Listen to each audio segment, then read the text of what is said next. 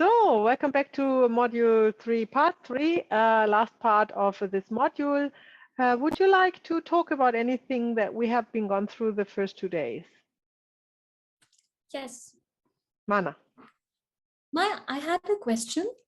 Given the scope and depth of family constellation, is there anything that we can't look through the eyes of constellation work? Like in your career, have you ever turned down a client saying, sorry, we can't look at this in a constellation setup?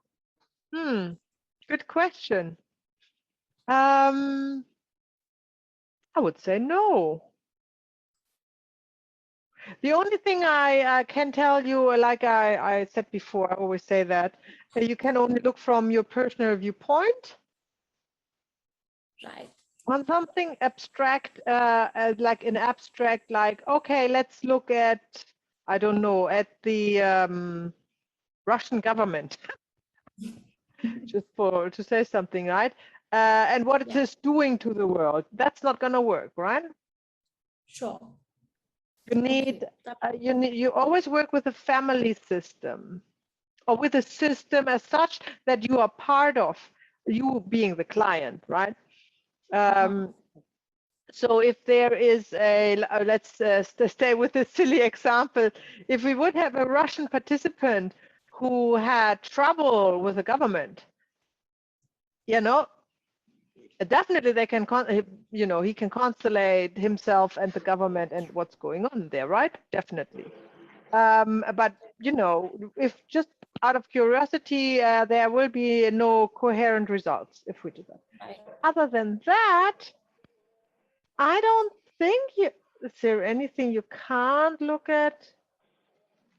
We are actually coming to this in this module.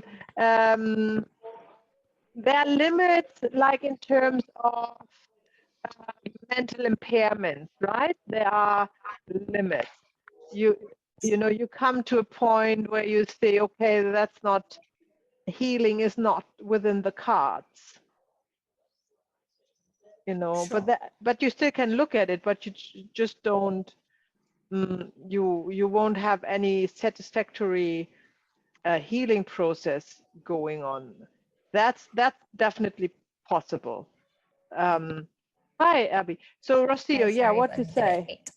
You did mention before that schizophrenia is not something that can be looked at in a constellation. So let's say that a mom comes in and she has like a kid with schizophrenia. Can you actually help the kid through her, or it's not? Never you say can't do no, anything? but it's you will see. You see for yourself. It's gonna be normally not like. So schizophrenia is something that cannot be healed by school medicine. They admit that, right? It can only be managed. And that is actually also the experience of Bert Hellinger and how he conveyed it, and also what I have experienced.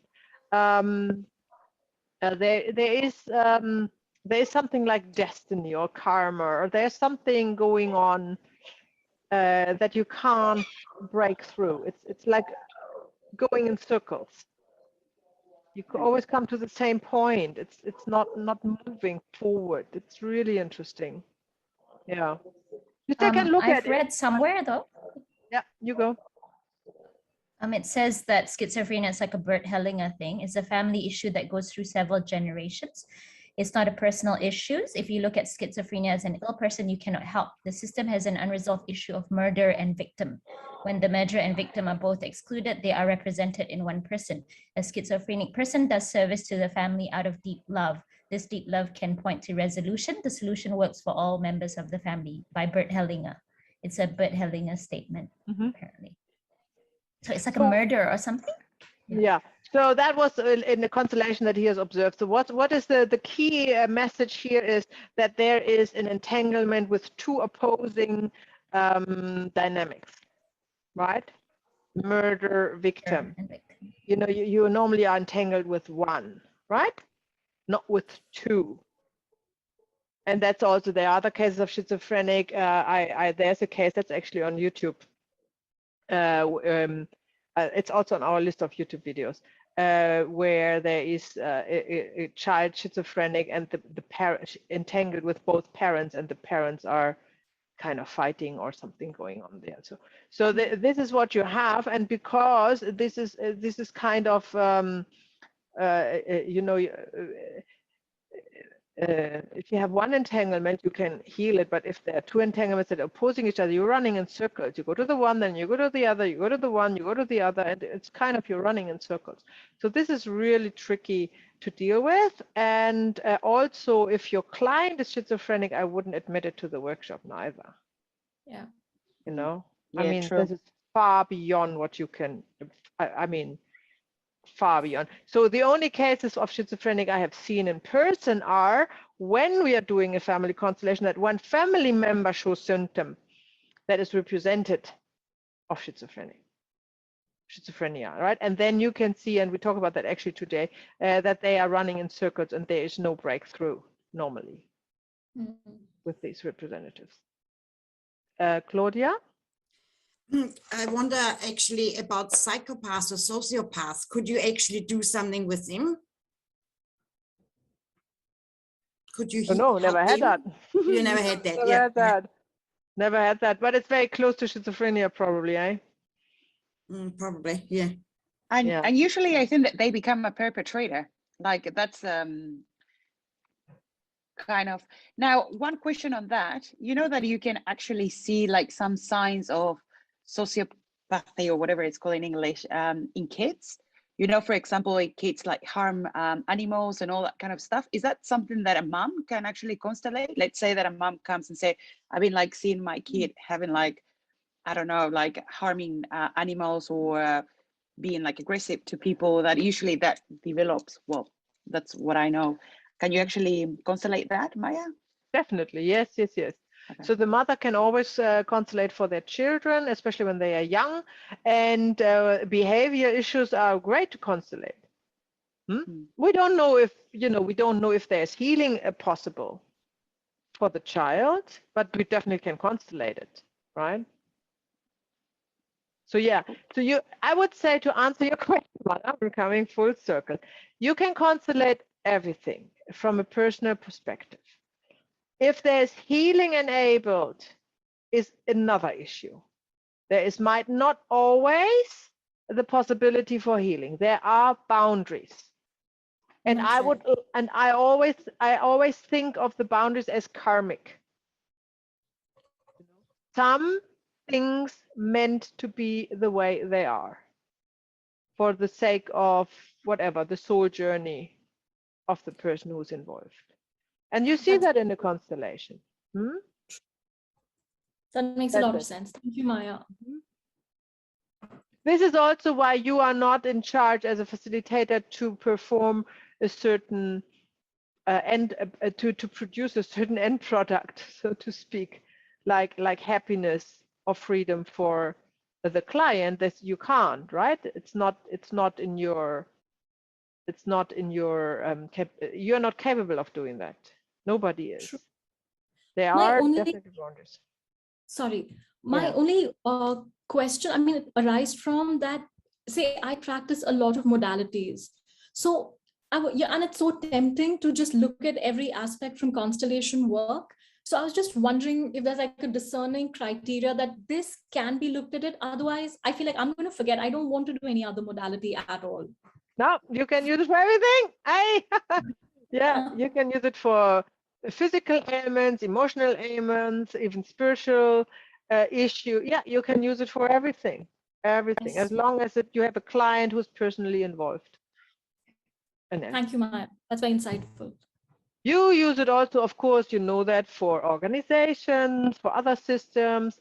Every group that has like a common goal, if you will, is forming a morphic field, right? Not only the family.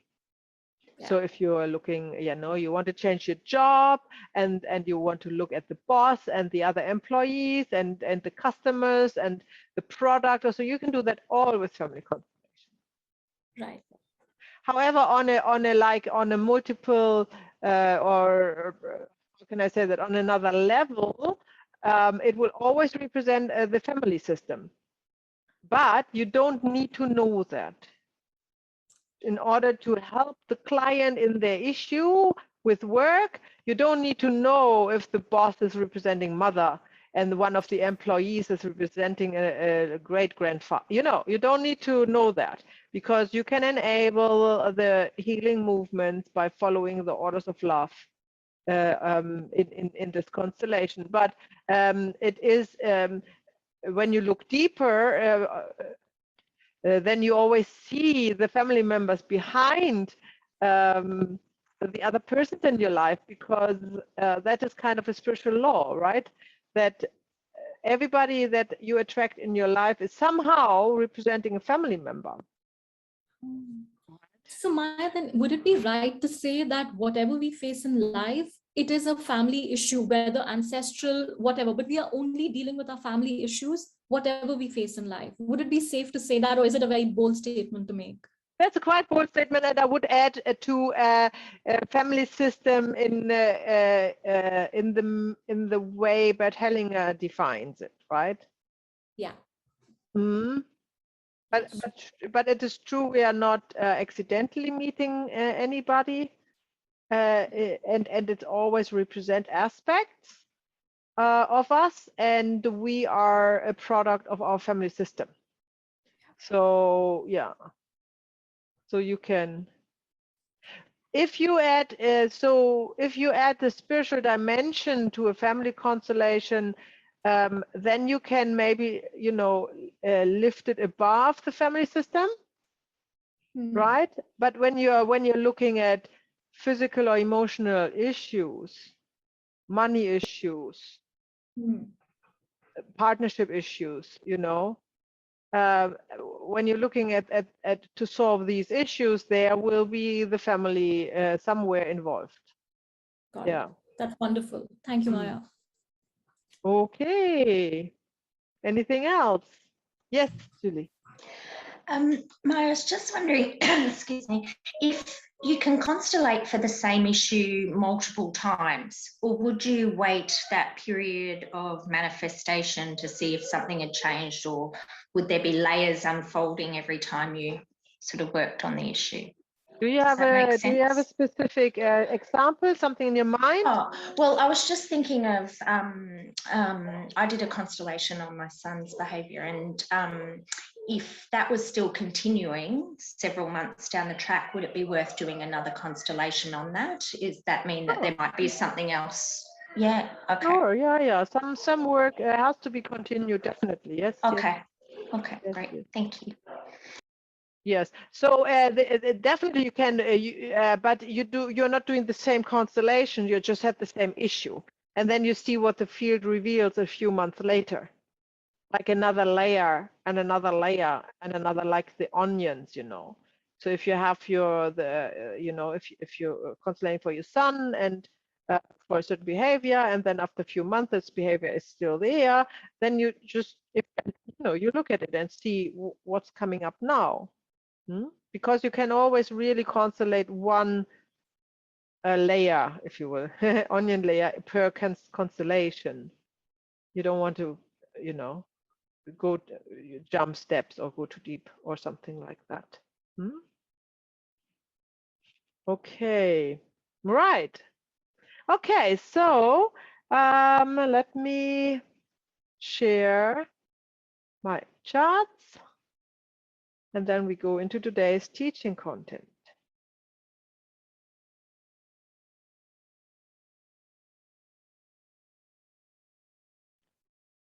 So today we are talking about personal development,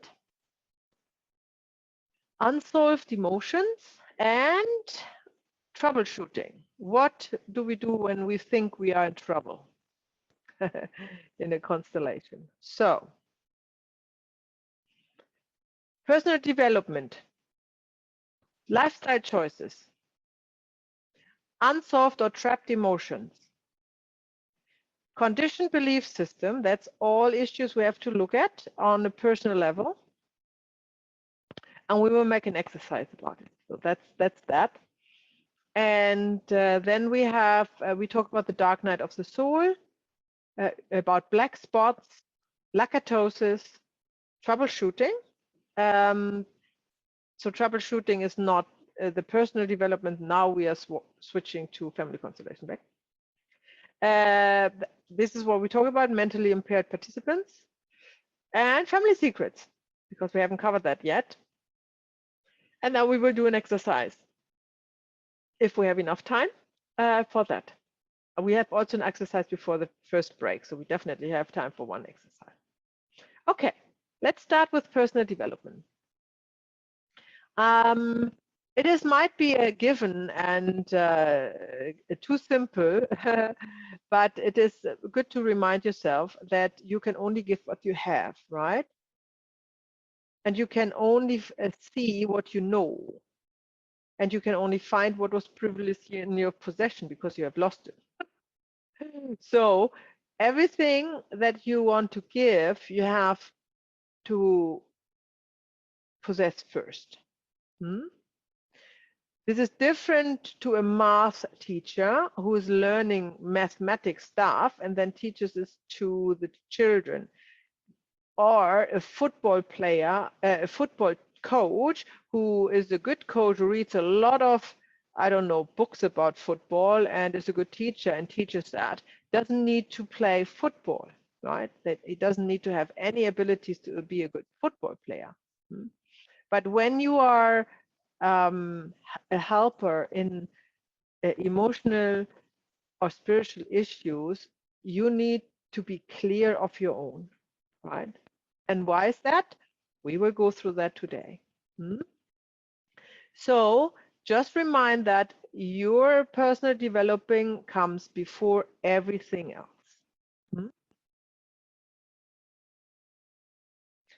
And also, I want to remind you that you are never finished with personal development.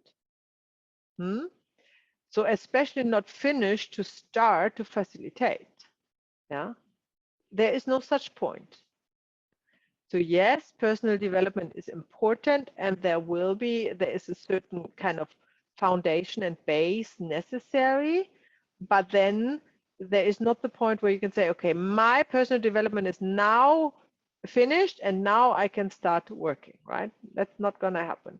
This is always going parallel. You will always develop yourself more, especially when you are starting to facilitate. You will see it has also a great effect on the facilitator, and but you have enough to share already, right? So that's actually what it comes down to. So this is what I think is a good foundation if you have knowledge and some sort of experience and lots of personal growth, right? That's a good foundation to start to facilitate. And for example, if you find after this year of the training, when you are certified, that you have made a leap in your personal development, which is also good if you like write a diary or a notebook or something like that, so you can follow that process, then you know what I'm talking about. Then you know you are more enriched to do the work. So knowing yourself or self-realization is the way and the destiny in all spiritual pursuits, of course we know, but also in all healing pursuits, right? So this is why to the, the missing links in your own life is super important. No? So let's talk about the ways to personal growth. So keep participating in 4 to 6 a year. Of course, not only my works, could be others, whoever you trust, but keep on doing the work, representing, connecting with the field, constellating your own issues that might come up. Yeah, don't think you are finished and then that's it, because personal development goes on. And if family constellation is the method of your choice, like Mana just said, can we do it for everything? Yes, we can do it for everything. Then it's also for you to be continued, right? That's important. We have supervision workshops. They are starting by the end of the year, twice a year. This is ideal when you started to work as a facilitator, not only to check in with your own personal growth, but also to present cases that you are unsure about, right?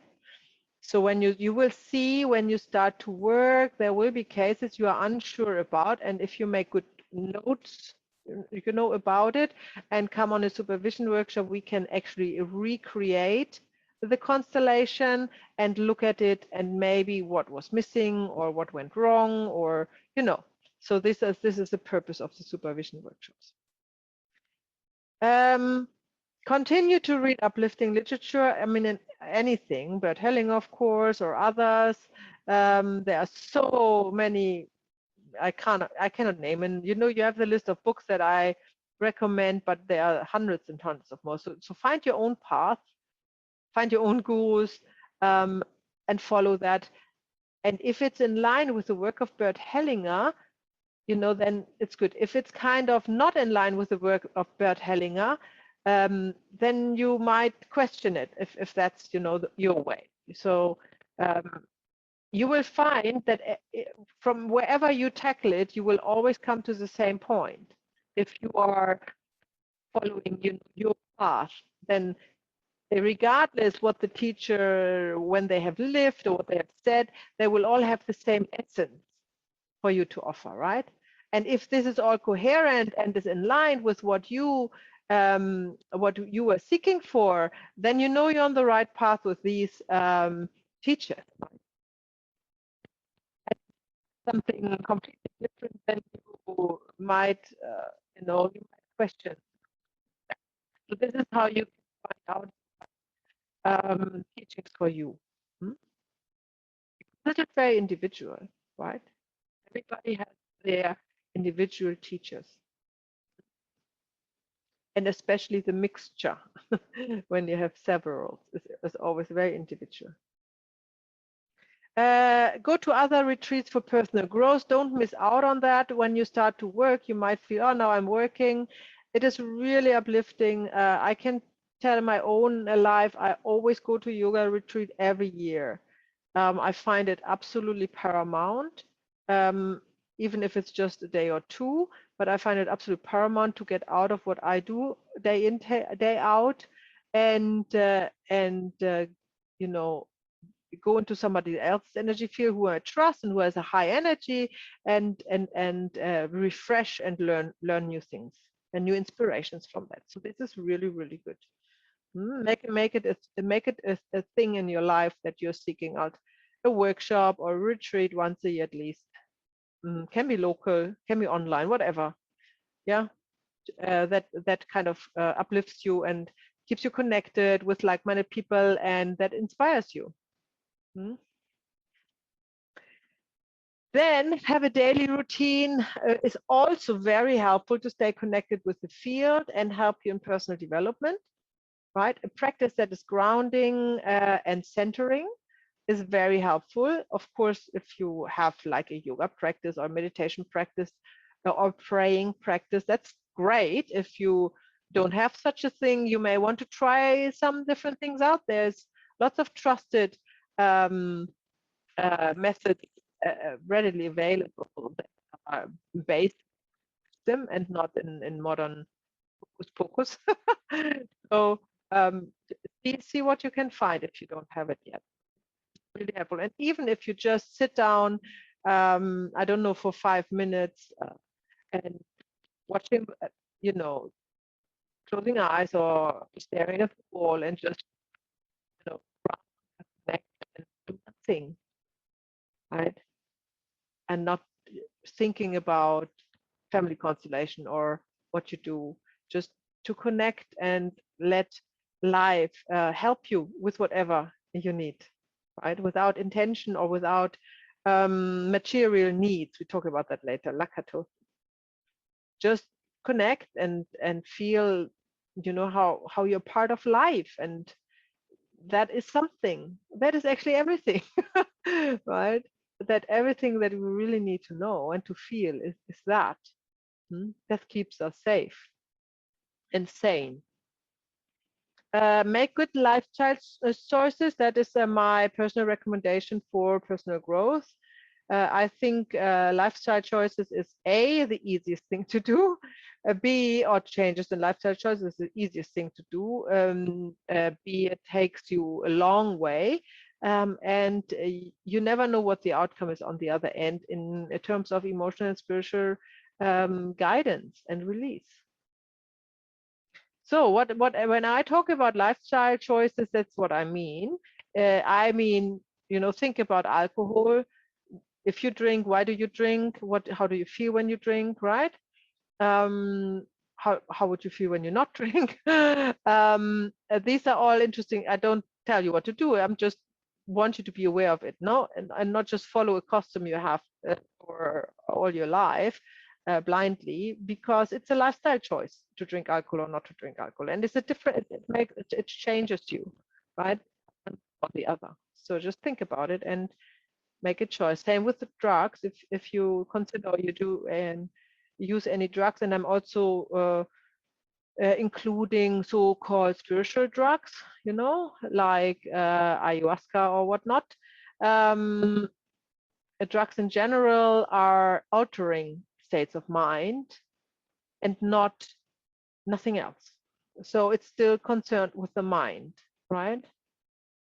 And when you are in personal developing, you want to overcome mind, right? And find self beyond mind, right?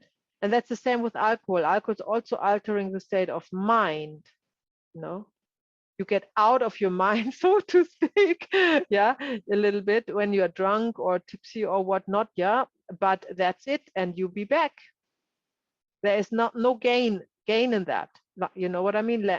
On long term, there is no gain. It's just for the moment, and it doesn't improve personal development. Smoking is another habit that might want to be reconsidered. I mean, most people don't smoke this time. Is anybody smoking here? You do? Rocio, yeah, I know, Rocio.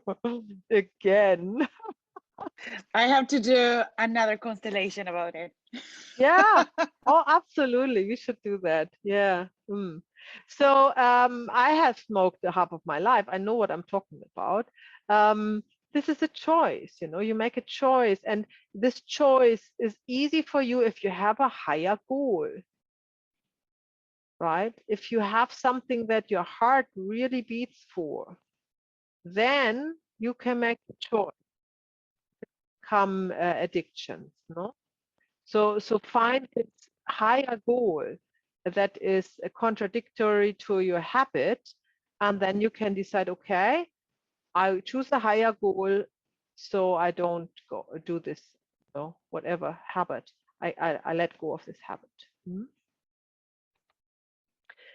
Food is the same, right? Food choices, I could talk the whole weekend about that. But food choices are absolute paramount, because you are what you eat. Not only you are what you eat, you are what you digest, and you need to know where your food comes from and what is behind it and what energy the food has, because where it comes from, right? And if it's derived from animals, the energy is very low, obviously, because of all the cruelty that grows into food raising from animals. And this makes it really hard for you to come in higher energies where you can connect to the field easy. Yeah. And I don't mean to skip a meal before the family constellation. I mean it as a lifestyle choice, right? To detox and go for it. And after 3 months, you see the effect, right? So be honest to you and reconsider. If you choose to eat this and that, always make sure you know where it comes from the whole way. Yeah, how it is derived, what actions has been taken to raise or grow that food, and how much love energy goes in there, or how much not love energy goes in there, right?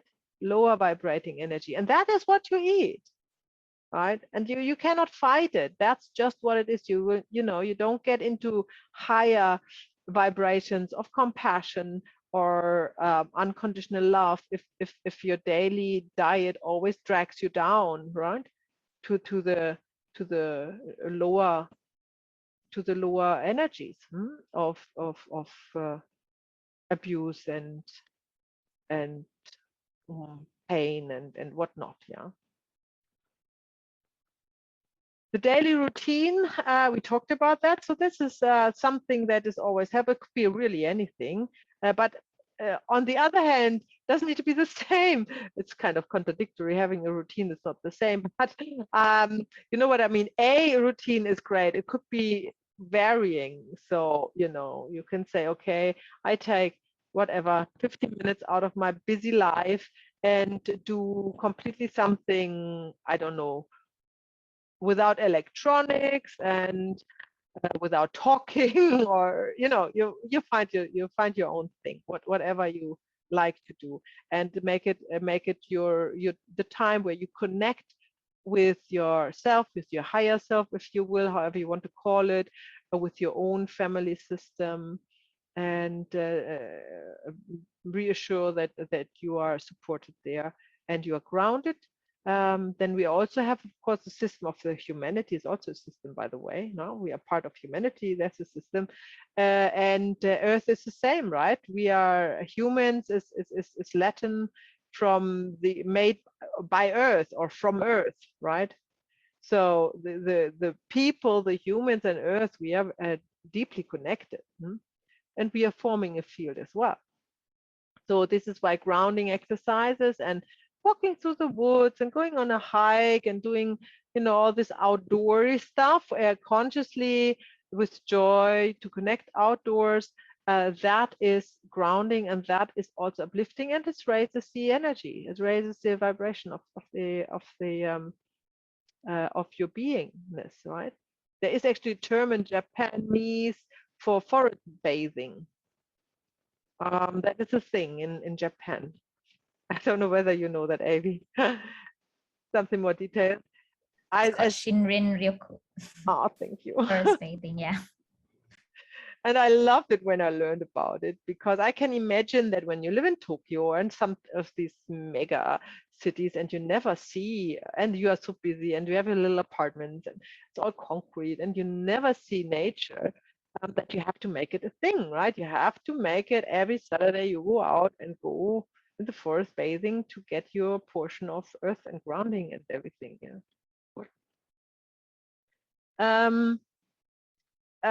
Okay, so the obvious things for daily routines and for grounding practices comes to mind is obviously meditation, chanting, praying, or yoga. Do we all have some kind of interest in that, or routine, or vaguely called routine, or is anybody completely foreign with this concept? All good, yeah, great. Very good. So exercises are important. If you do yoga asanas, that's probably enough, and forest bathing, go out in nature, that's definitely enough. If you follow Ayurvedic principles, that is the science of a long and healthy life, if you will. And I love to cook Ayurvedic, by the way. It's very great way to prepare food to get the highest energies out of the food. Anyhow, there is a recommendation to do exercises that are not anaerobic. So you are not starting to sweat, and you're not starting to catch your breath, because then you're coming into anaerobic. You know, you need you're burning without oxygen, right? You always want, whatever you do, it should be, you know, bringing your heartbeat a bit up and everything, of course, but not overdoing it. So which is coming to exhaustion. Then you have the other effect, right? So think about that when you do your exercises or what you do in your daily life, how you may want to adjust that to a pace where you just stay in the aerobic phase, where you have constantly oxygen available for yourself.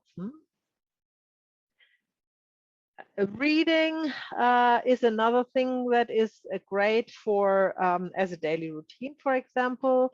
Bedtime reading, that's such a lovely thing to do, or something like that. And so think about that. If you have a good book, that you might make it a thing to read in it every half an hour before you go to sleep or something like that, especially literature about family constellation that you really like and enjoy. Because some of it is really suitable for bedtime reading, I think. Very, very uplifting. But it could be anything really that makes you feel, you know, you can release the day, have a good rest, sleep, and are ready for the next day. Because, you know, when you don't have the energy, you cannot help anybody else. You know, if you feel tired, if you feel exhausted or anything, there's nothing to give. You are giving, you are inviting your clients or whoever you want to help into your energy. Did we talk about? I think we talk about that in next module, module 4. If not, remind me on that. There is I can draw you a picture how I might. So what you do is, in general, as a helper, is you are not an empath. Empath means that you are going into the energy field of the other, and then you're feeling what they feel. Okay, what's the problem with that? It's a lower energy, obviously, right? So you are on a higher energy, has to raise your energy down to feel that. Yeah, how can you help there? It's impossible. You can't help because you have the same energy. What you have to do is you stay in your high state of consciousness and energy and invite the other in yours, right? So they can get from you energy and be uplifted and raise their frequencies, right? And then also because your energy is higher, they cannot stay there, right? So you don't get lost in them and they don't get lost in you because they have to leave, but they come out enriched. Yeah. And opposite to that, if you would think of empathy, you go into the low energy, you leave your high energy behind, you have to lower your energy, go in there, feel what they feel, right? You can't help him or her, they cannot help you, and you are there. How do you get out there? Right? That's not so easy. So when you're a professional helper, you never do that, right? That is the difference between a healer, a true healer, and somebody who is pitying people, if you will. Yeah, that's the difference. So be aware, keep your energy high. You always have the highest energy of the group you meet, of the people you meet. That's the goal. And then naturally you will help. But only if the others want to. Right?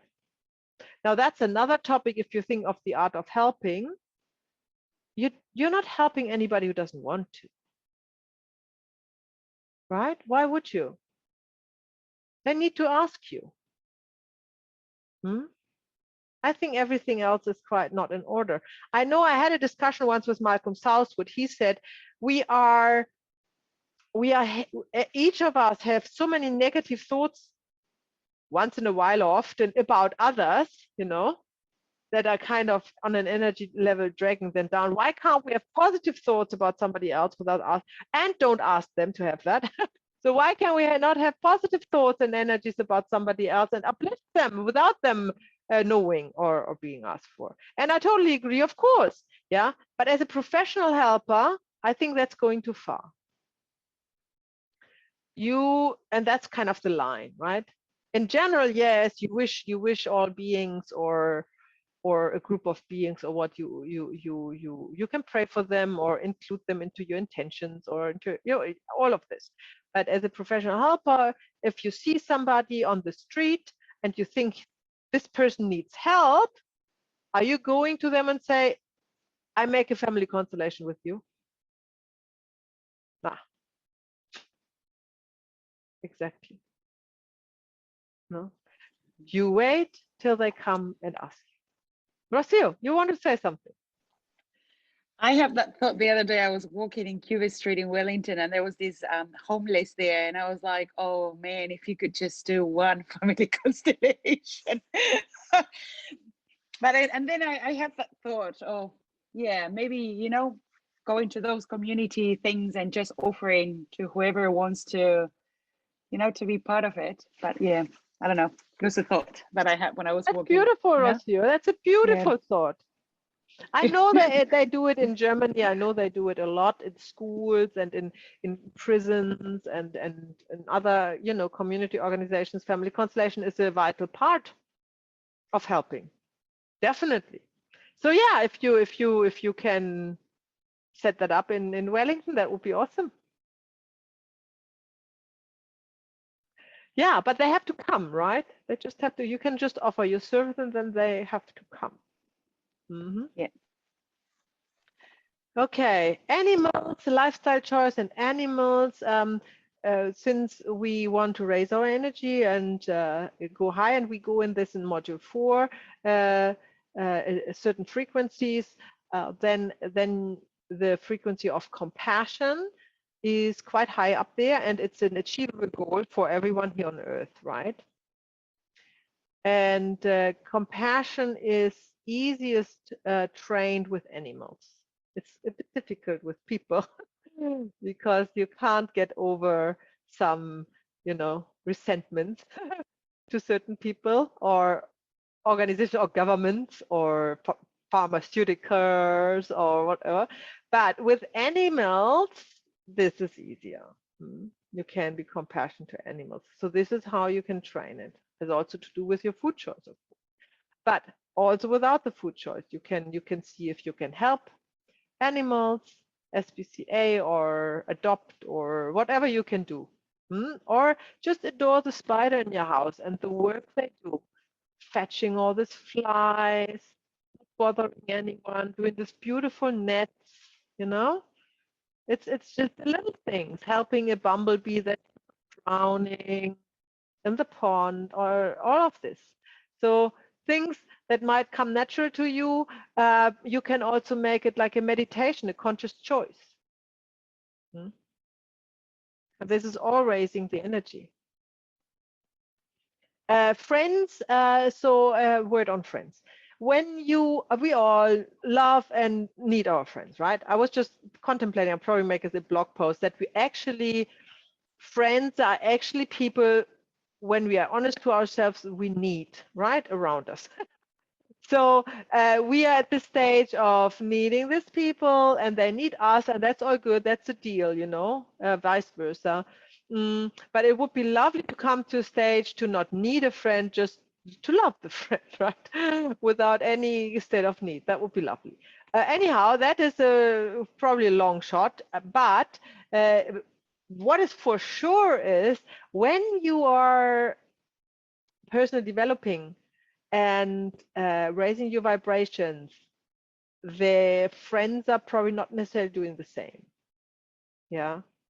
So don't be disappointed if you don't feel happy with your friends anymore. Or to put it in more blunt words, if you don't feel you don't need them anymore, you know, because this is natural, that's bound to happen. This is a sign that you have been developed yourself and that you have raised your energy. And it's a good sign, so take it as that. And don't worry, there will be new friends around the corner, friends that you need because they are on your higher level as well, so you can bounce your ideas off them and enjoy time together rather than that. So you know, I'm not saying that you have to force anything. I'm just saying if you discover that for yourself, don't be disappointed and don't hold on if you can to the old, and rather embrace the new and make space, right? If you hold on due to past time memory to friends that are not, you know, serving your needs anymore because they are not in your energy field anymore, and you don't let go of them, you might miss out the chance in having new ones. That would actually help you to increase your level of energy and the frequency of your beingness, right? That's that. Okay, let's talk about unsolved emotions. Have you heard of the dark night of the soul? Yeah. Okay, so let's have a little talk about it. Tell me what you know about it, or what you think you know about it, or what you have heard about it. Shall we start? Whoever wants to start, raise your hand. And go. Julie, you go. I guess my sort of interpretation out of it is it's when you're at the very depths of emotion in your life, say it's such a big thing, you've had a big illness or a really bad relationship or something like that, and you're kind of at that probably what feels like the lowest point, but it's the point where you know you will have the most spiritual growth, I guess. I don't know. That's, yeah. Have you experienced that? Yes, I think I have. Twice. Is that possible? Yeah, of course. Yeah, it's possible. Yeah. Yeah. Very good. And how was it for you? How did you go through there?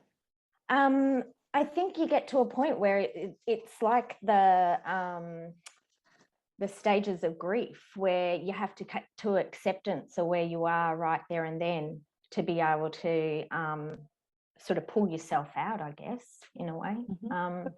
So yeah, hard to go through, but amazing out the other side, I guess. Yeah. Very good.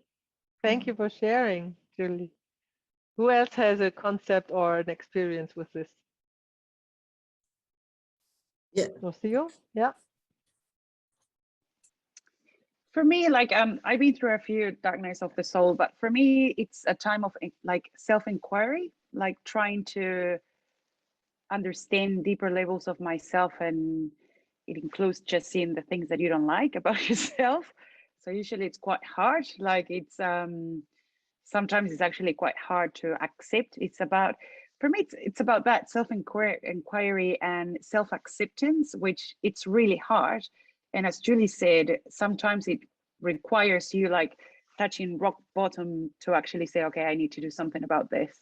I can go on like this, but usually, yeah, I don't know why they call it the dark night. It's kind of like, whoa, spooky. But I think that if you, I see it, I learned to see it as like self-inquiry and self-acceptance instead of something like sadness or, yeah. Right, thank you. Claudia, you want to share? Yeah, I think it's also a lot of times because we all have, you know, good and bad within us. So we all can be, you know, have good attributes, but also there's things we don't like that are still within us. So it's just like, for me, a daily balancing to accept that that's there, but I'm choosing which aspect of myself I'm living. And I think it's a daily battle. Some things are small, but they still go into the dark night of the soul. And it can be small things. Yes, there can be big things, like, for example, when you try to kill yourself and you come out the other side, or other hard things you actually encounter. But I think it's also that daily balancing of which wolf do I feed? You know, the white one or the black one. So yeah. That's how I understand it. Okay, good. Thank you. Anybody else wants to share? Yes, Alexandra. Yes, well, I've been in the dark night of the soul many times in my life, and I've learned to deal with it. And actually, I think it's kind of, for me, it's a natural part of my own, getting to know my own cyclicity helped me a lot to know myself like a cyclic being, that I need to go into that places inside and learn to do it with awareness. And then it's nothing to get away of.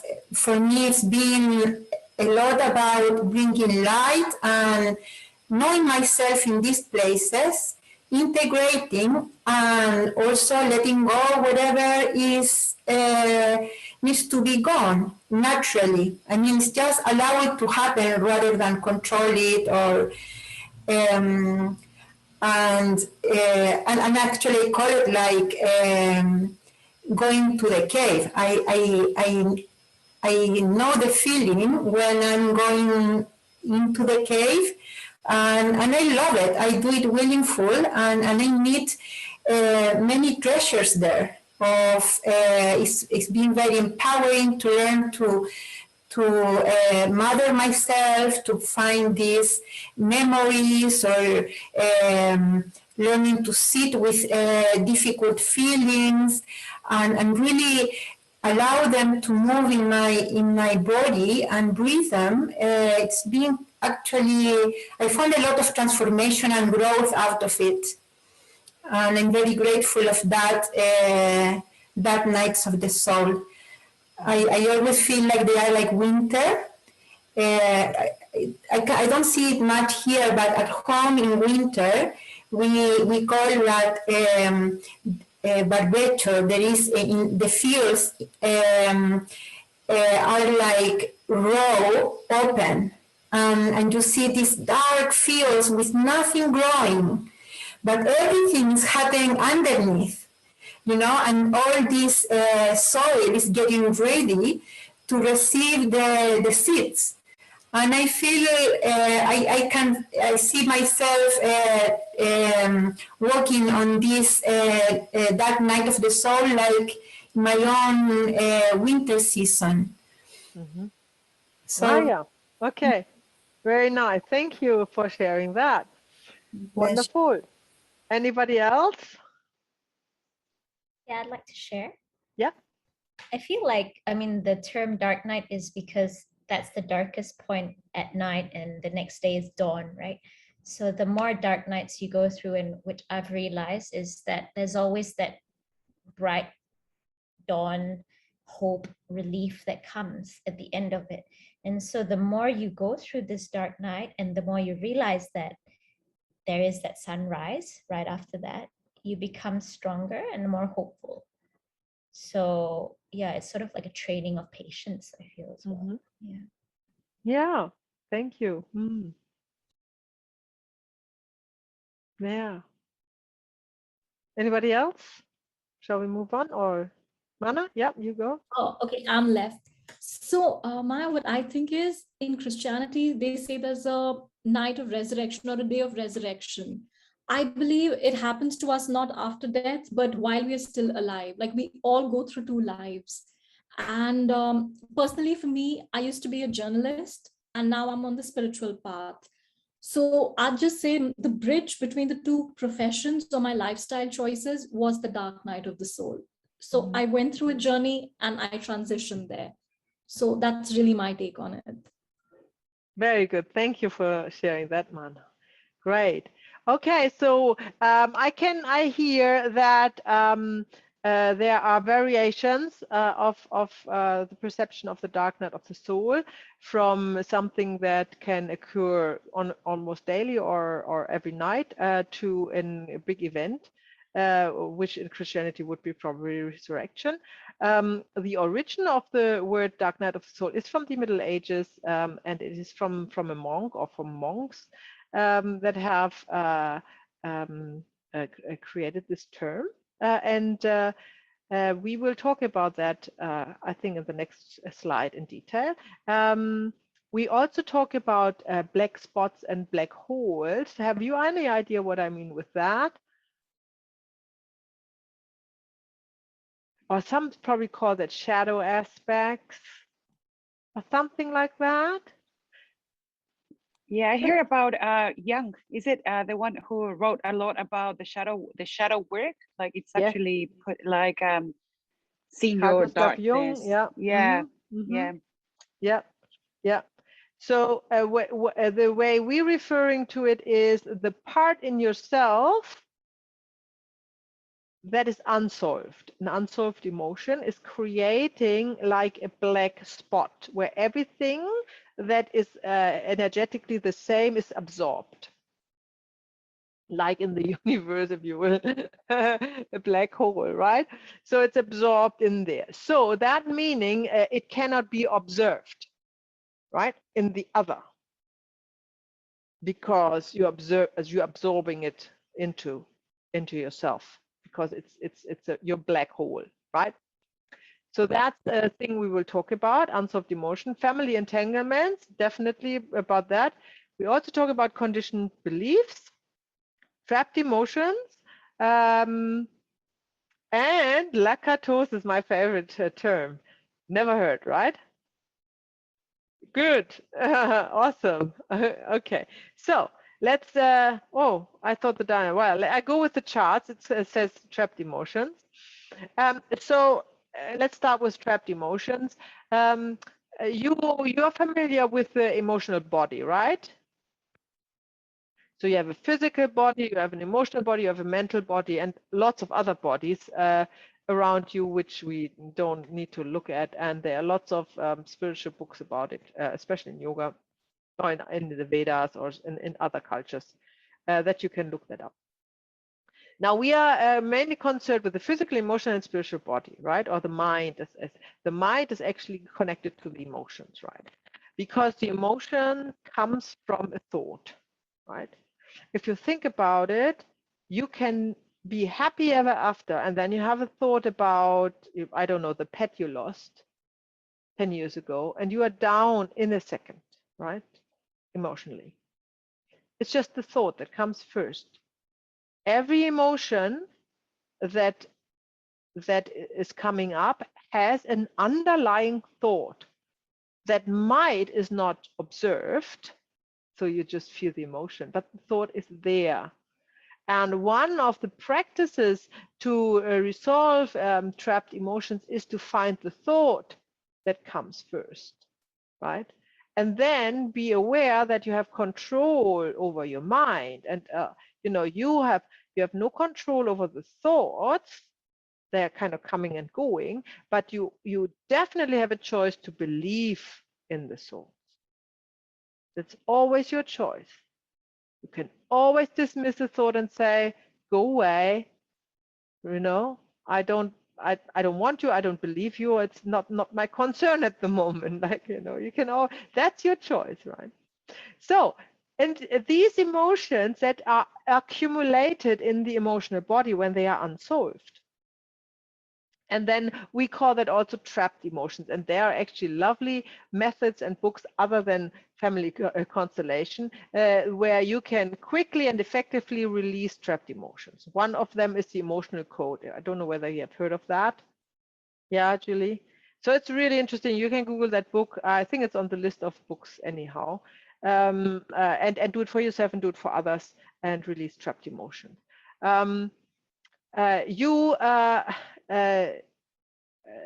Every emotion has a vibration, a frequency, and we talk about that in not in module 5, I think in module 4. We talk about that in module 4. So when you want to raise your vibration, that also means you have to come out of the lower vibrating emotions into the higher vibrating emotions. For example, the low vibrating emotion of grief to come out in the high vibrating emotion of unconditional love, right? So that's the journey of personal development, or the spiritual journey. That's the journey to get out of these lower vibrating emotions. And this is also the learning curve that you are, going through when you decide to do the work as a healer. Because obviously the healer has little trapped emotions, right? Has a very clean emotional body, as opposed to somebody who needs healing, who has a very full, dense emotional body. Emotions are coming from a thought, but the thought is not always present, and sometimes it's so quick that you absolutely don't get it, right? For example, in a traumatic experience, right? It is in an instant, and just the emotion of fear, for example, fear to lose your life, is trapped. And it can be a perceived fear. It does not even need to be real. You can be it can be something very innocent, like kids startling you, right? This is causing an emotion, and the emotion of fear that is instantaneously trapped. So being caught off guard is being open to trap emotions. This is also why part of the personal growth is to be always on guard and never off guard, like a Zen Buddhist. You know the story of the Zen master who was having the Zen student sitting down, and he had the stick, and he was going around, and he was surprisingly hit somebody on the back. And only the one got actually hit who was off guard, because the people on guard, they grabbed the stick. Yeah. So that's what I mean here. You are in charge, you be on guard. That means consciously aware of what you are doing and thinking, and who's around you and where you are in relation to others. And that is also a prerequisite of facilitating family constellations, that you always know where you are, where are the others, where are the representatives, and you in relationship to them, and they in relationship to each other. So you're always on guard and not off guard, right? So there's also a simple method to clear any emotions in a kind of a ritual in the morning or in the night, that you just sit down, go through the day, in chronologic order, see if there's any emotion coming up connected to any experience of the day, and then release it through breath mainly, right? To exhaling. And so they cannot be trapped and become massive and become a problem later on. And also, as I said, you can also use this book, The Emotion Code, to release all trapped emotion. It's actually very interesting because it's quite close to family constellation, because you can also release trapped emotion from former life experiences.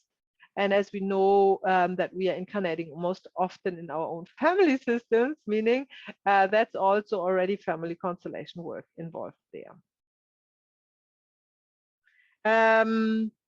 So I talked about the emotion code. Meditation is a great way to clear emotions, but the best is to avoid to trap emotions, to be on guard, right? Make it a thing. Say, okay, I always aware of where I am, who I am, and who's around me. And this is also a method to be able to decipher unwanted beings in your, in your vicinity, because they don't want to be seen, right? If you're aware, then that's not good. They want people, they are off guard, not on guard. So let's talk about conditioned beliefs. Conditioned beliefs, they happen when from the moment you're conceived, basically, when you grow in the belly of your mother, you're already picking up belief systems of your parents, especially your mother, up to, let's say, 7 years old. That's related to the brain wave phases that a child grows up, alpha, theta, and so on. And that is where they are susceptible to pick up beliefs, in broadly speaking, right? And we all do that. That's human nature. We are meant to do that, because we are meant to grow up in the family we are born in, believe in the same things, so we get along, right? So we are not constantly, this is just how nature is. The same with animals, right? They need to learn the same behavior as their parents, otherwise they're outcast. So that's normal. The point is that it does slows us down or holds us back if we want to step out of the current life situation. and if we want to evolve, or let's call it personal develop, right, then they become a hindrance. And this is why you look at them and question them,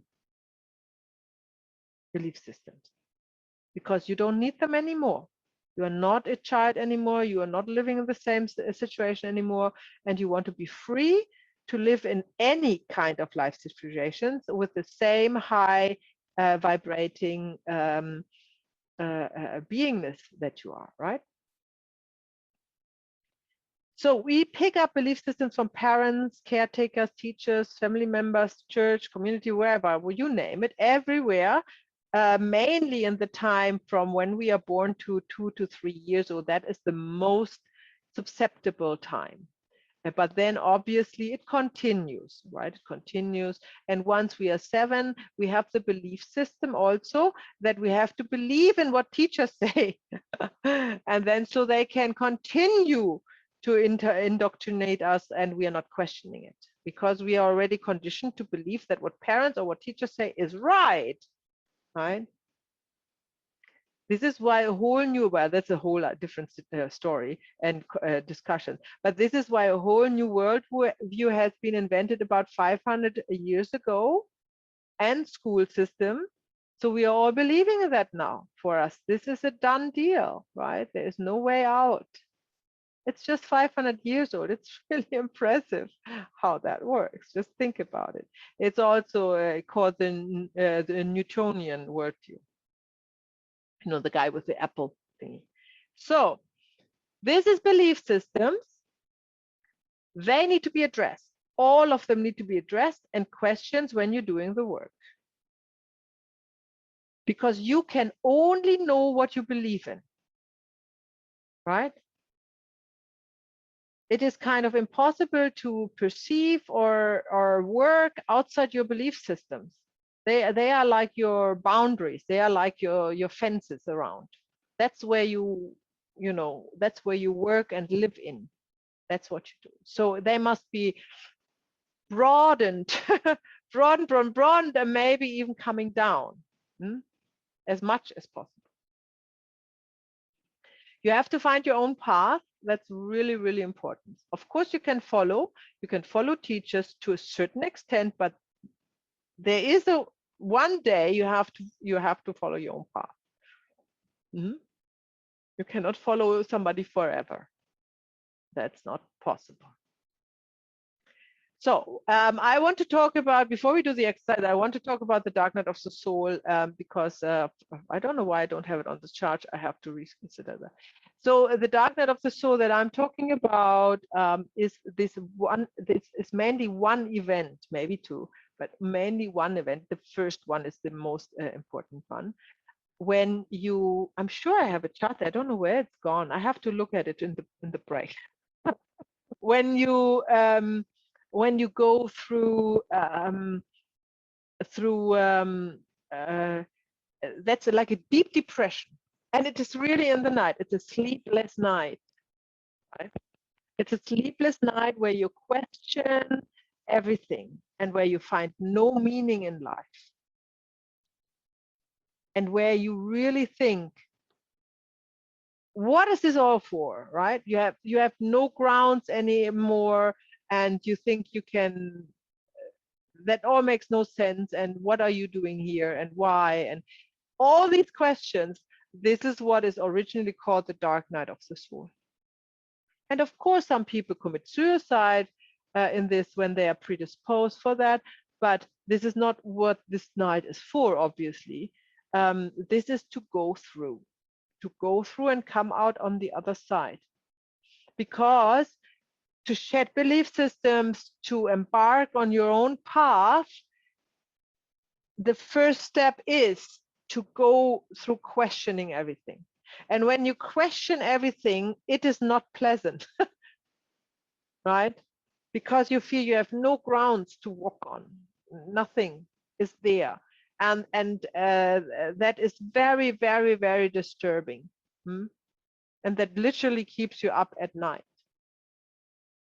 So why I mentioned it is, if you have or you will experience this, be assured that is necessary. It's like a cleansing. Yeah. Don't shy away from it's painful, but go through it. It is absolute worth it. The sun shines, new day is beginning, and all of a sudden you see things clearer. And they become more precious even. Little things become more precious, which is great. And maybe you also find your purpose all of a sudden. You probably wake up from the slumber of the darkness of the soul, and you know what to do in certain lifestyles. So don't be frustrated, and be assured everybody goes through there who is aspiring some higher form of living in one way or the other. Nobody is spared, yeah, because you have to go through it to question your belief system, to question everything. Okay, so this is our exercise that we are now doing. It is, I would like you to work in groups of 2, or is it 3? Of 3, and discuss your belief systems and what they have done for you and how they might be in the way for your work, for your personal development. And it's an open discussion. We do breakout rooms. There's no strict rule about it, just an exchange. And try to stay focused and stay away from stories and focus on the belief system. How do you find your belief system? Is the question. So this is why you have a group, because they can ask you what you still do, what you have learned as a child, for example, or what you still do, what feels good. Let's put it that way. What feels good that you have already done as a child. This is kind of the way to find your belief system, or what you think, what is right or wrong. It's also a belief system, right? So in this 15 minutes, is it? Yeah, in this 15 minutes that you have together, you are discussing and make notes to find at least one belief system each that you know you're still in, but that you want to overcome. Okay, let's see how it goes. Okay. Any question? All good? Okay, so I create 2 breakout rooms. They will be assigned automatically. And here we go. And then I will put up the timer again. And I see you back in 15. Okay, good. Okay, so how was the exercise for you guys? Was it insightful? Yeah? All right. So how, if you want to, how would you like to share your belief system that you have found?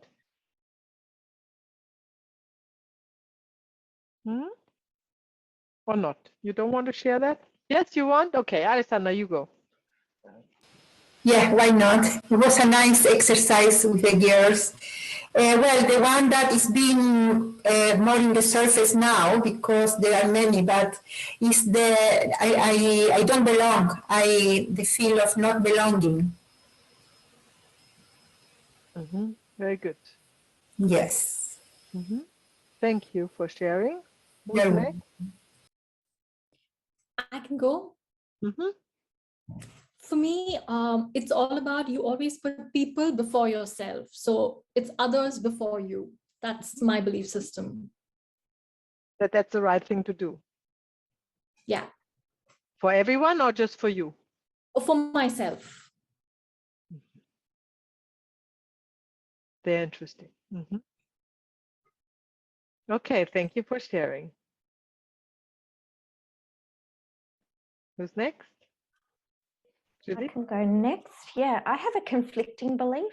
So on one hand, I feel that the world's an unkind place, and then on the other hand, I see kindness everywhere. So it's conflicting.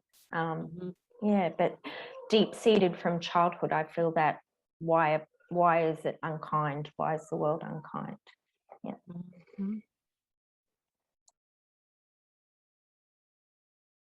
Interesting. Who's next? I can go. Oh, Abby? I have like a judgment on people that don't work on themselves because I'm constantly hard on my own self. So that compassion, like trying to understand that maybe they don't want to heal, or they want to be in a sulky state, or they just don't want to improve themselves, when I'm constantly about self-improvement, trying my best to, you know, break through those inner walls or inner things, and that I just don't understand why anyone would not want to do that as well. So it's, again, I'm forcing my own beliefs on them, right? So I'm working on that. And what I learned through our discussion is sometimes you just don't need to react. You just can be observing it and just detach a bit more. Very good. Yeah, you're already on your way to observe, instead of reacting to others, observing your reaction to them. Yeah, having that same expectation on others as well. Yourself. Very good. Thank you. Rocio.